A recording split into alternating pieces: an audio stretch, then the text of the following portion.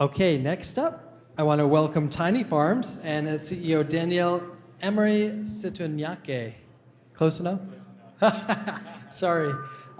Pretty exciting stuff here.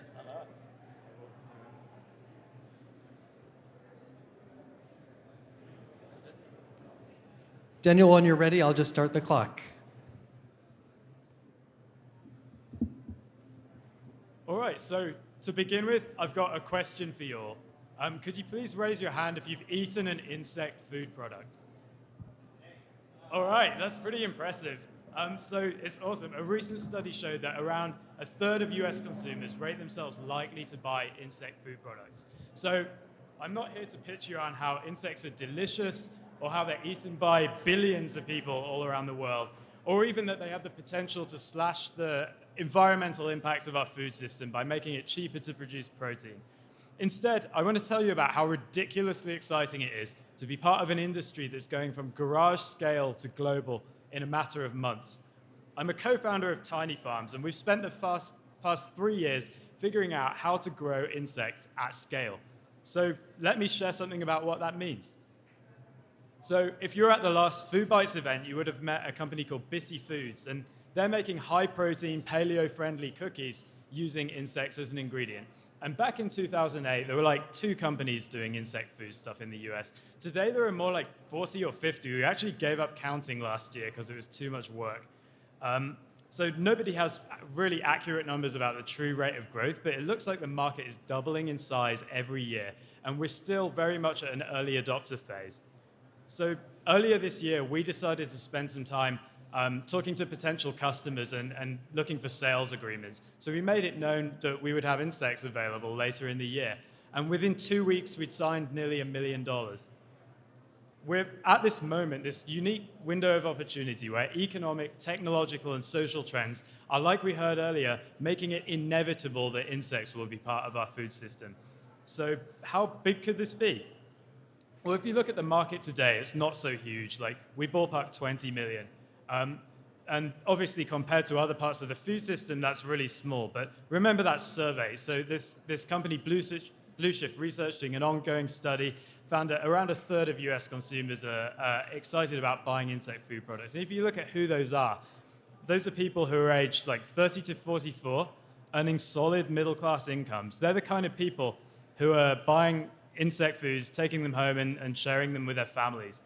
So we took that third and we look at what would happen if each of those people ate a single portion of insect foods per month. So that's the equivalent of half a chicken breast, really not very much.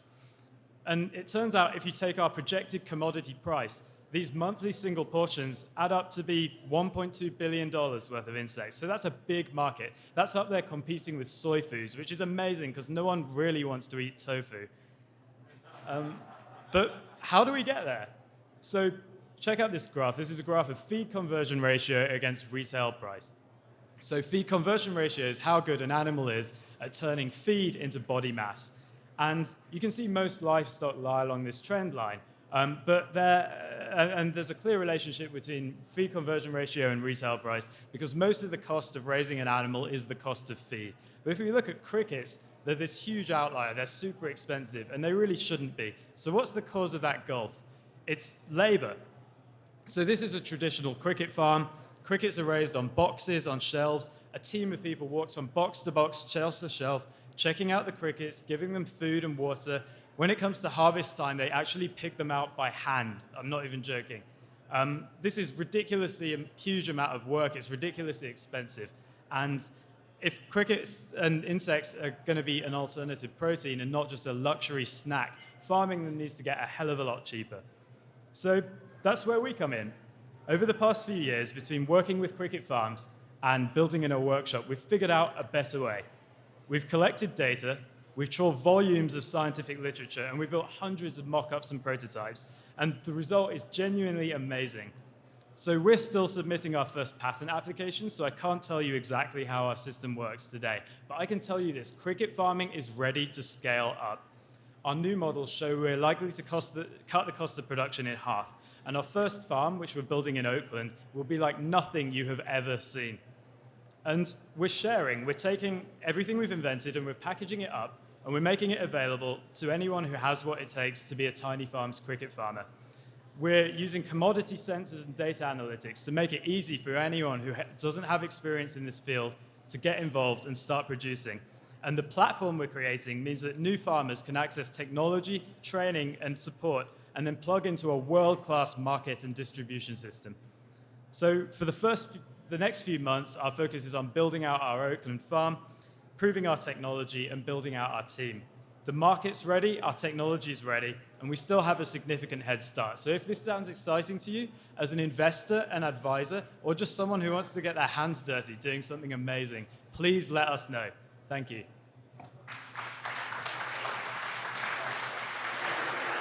Excellent, Daniel. Thank you. All right, so we have 5 minutes to figure out the deal with tiny farms. I'm going to start, and I asked Biddy this last time around. What does PETA think about what you're doing? They haven't reached out to us yet, but I think they would be as happy as they could be. Legitimately, really, farming insects, we're taking insects, selecting from the nearly 1 million species of insects, species that are specifically suited to the kind of conditions that we can create in a kind of urban farm setting. So we're able to select species for both their nutritional value, their taste, and the fact that they enjoy living in the kind of conditions we can offer them. And that's something you can't say for any other livestock. How do you euthanize your crickets?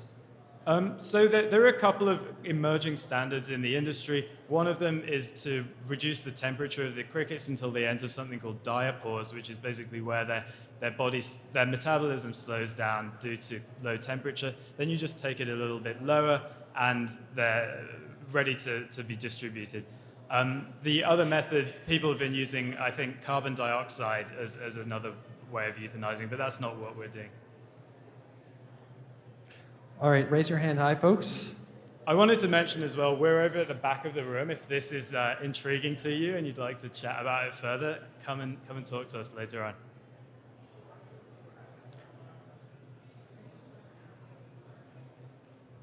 Hi. Is this for the pet food industry as well, or is that a totally different species of insects? So people have been raising crickets for pet food for a long time, and actually one of our advisors was raising crickets for pet feed for about 20 years. They've been raised for about 30 or 40 years in total. What we're doing kind of breaks continuity with that, because the pet food industry, the kind of cost structure is very different. You're selling a small number of crickets for a fairly large amount of money. When we're talking about feeding people, the parameters are all totally different. So we need to optimize for efficiency and being able to build this sort of reliable supply chain for frozen or dried insects rather than for live insects.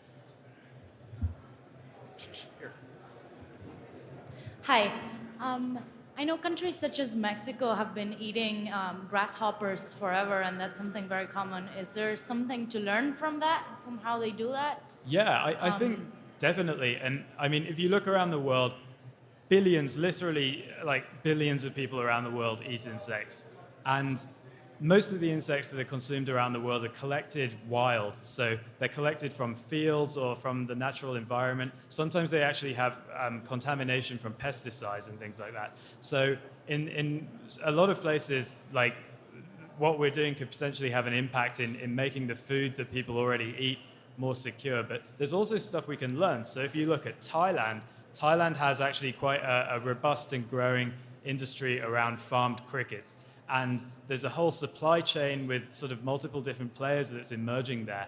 And there's a lot we can learn from the way that, I mean, in Thailand, you can actually buy frozen packaged crickets from like a regular middle-class supermarket, and they cost more than chicken. There's enough demand that people are going to buy crickets over chicken for a higher price. So, Historically, good Lord. Historically, convincing any human culture to change its food is slow and uncertain.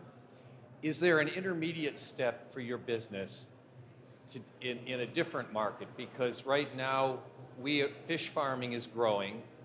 Many fish species that are not herbivores have to be fed fish meal, so we're fishing out the oceans to grind up fish to give fish in fish farms so that we don't fish out the oceans, which doesn't kind of work. Yeah, so that's And something we're really. So can yours be fed directly to fish and take some of the pressure off So the ocean? yeah, they absolutely can, and there are a couple of things there. So first of all, we're not trying to persuade people to stop eating something and start eating insects instead.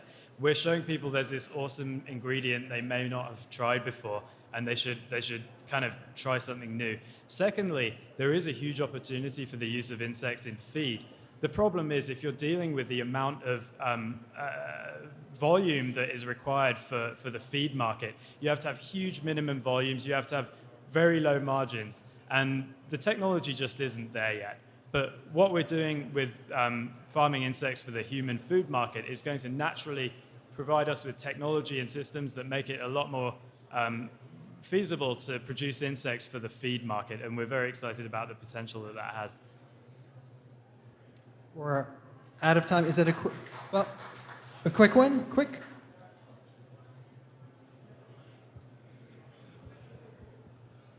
Well, it's sort of maybe the same question, but have you like a target market? Like, can you process the crickets yourself as well and just use them as animal fodder or anything? Like an animal fodder, like you can plug and play and put it next to a dairy farm or anything, or look at that? So are you saying farming crickets next to an existing farm where the crickets can be used for livestock feed? Yeah, as protein instead of soy, instead of whatever is imported. Yeah, so that's something that's exciting and definitely feasible. Unfortunately, at the moment, the cost associated with rearing insects is prohibitive. So it's very difficult to convince a farmer to use a different feed just for sustainability reasons. They need to see the cost and nutrition being superior too. That's going to definitely be feasible like 5 years from now. But today it's something that is not necessarily going to be something we can build a big business around. All right, Daniel. Thank you so much. Daniel from Tiny Farms. Thank you, everybody.